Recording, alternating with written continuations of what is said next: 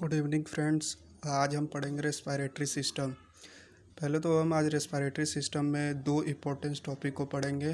पहला है ब्रीदिंग और दूसरा है रेस्पिरेशन। तो सबसे पहले जानते हैं टॉपिक रेस्पिरेटरी सिस्टम के बारे में। तो हम जानते हैं कि ऑक्सीजन हमारे इन्वायरमेंट में प्रेजेंट होता है और हम इन्वायरमेंट से ऑक्सीजन लेते हैं और वो यूटिलाइज होता है ऑर्गेनिज्म के द्वारा। उसके बाद वो ब्रेक डाउन होता है।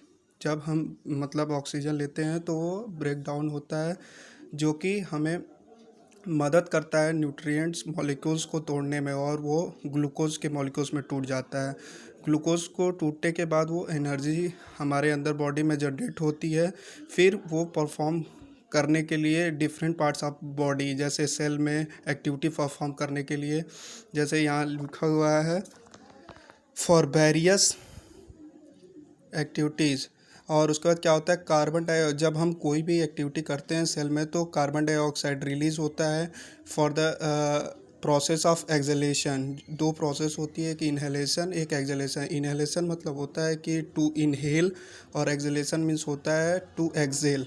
मतलब कोई भी ऑक्सीजन अंदर लेना इज़ कॉल्ड इनहेल, और ऑक्सीजन बाहर निकालना इज़ कॉल्ड एक्सहेल। फिर यहाँ पे हम टॉपिक पे आते हैं ब्रीदिंग। ब्रीदिंग क्या होता है? Exchange of O2 from the atmosphere.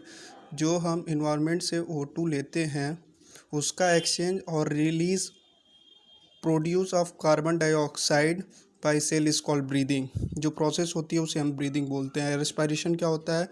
A process in which oxidation of organic compounds occur in the cell. मतलब क्या होता है? ऑक्सीडेशन ऑकर होते हैं इन द सेल और उससे एनर्जी रिलीज होती है, और वो होता है रेस्पिरेशन। अब फंक्शन ऑफ रेस्पिरेटरी सिस्टम, हम फंक्शंस के बारे में पढ़ेंगे। रेस्पिरेटरी सिस्टम के पहला होता है provide oxygen to tissue and excretion of carbon dioxide. Respiratory system हमें ऑक्सीजन देता है और एक्सक्रीशन ऑफ कार्बन डाइऑक्साइड कराता है। Excretion of volatile substance like ammonia. हमें क्या होता है, जब हम एक्सक्रीट करते हैं कार्बन डाइऑक्साइड तो उसमें कुछ हार्मफुल गैसेस होते हैं लाइक अमोनिया, वो भी उसके साथ रिलीज हो जाता है। Regulation of temperature through loss of heat in the expired air. क्या होता है, कभी कभी हमारा फीवर होता है तो हमारी बॉडी टेम्परेचर ज़्यादा होती है, तो उससे जब हम एक्सहेल करते हैं तो हमारी टेम्परेचर जो हमारे नोज़ के रास्ते वो एयर आती है वो थोड़ा गर्म होती है, तो उससे क्या होता है, बॉडी की टेम्परेचर रेगुलेट होती है। चौथा पॉइंट है maintenance of pH of blood. चौथे पॉइंट्स में क्या होता है, ब्लड का पीएच मेंटेन होता है। और पांचवा क्या है, regulation of water balance through the excretion of water vapour. और इसमें हम पांचों पॉइंट्स में क्या होता है, रेस्पिरेटरी सिस्टम हमें हेल्प करता है water balance in the body में। Thank you.